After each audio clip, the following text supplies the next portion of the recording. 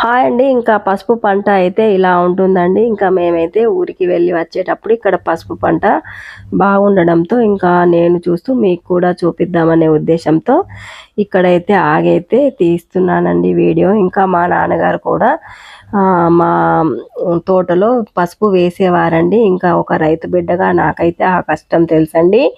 ఇంకా పసుపును పండిన తర్వాత తవ్వించాలండి. ఇంకా మండ పసుపు, కొమ్మ పసుపు వేరుగా చేసి ఇంకా వాటిని పెద్ద పెద్ద కడాయిల్లో పెట్టి ఉడికించి ఇంకా ఆరపోయాలండి. చాలా కష్టం ఉంటుందండి.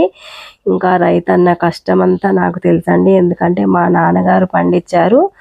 ఇంకా ఈ బాధ అంతా నాకు తెలుసు కాబట్టి అయితే నేనైతే ఈ పసుపు గురించి అయితే చెప్పగలుగుతున్నానండి. ఇంకా థ్యాంక్ యూ ఫ్రెండ్స్. మా అను కేర్ ఆఫ్ సీను ఛానల్ని సబ్స్క్రైబ్ చేయండి, లైక్ చేయండి, షేర్ చేయండి. మరిన్ని వీడియోస్ కోసం వెయిట్ చేయండి. ఉంటానండి మరి.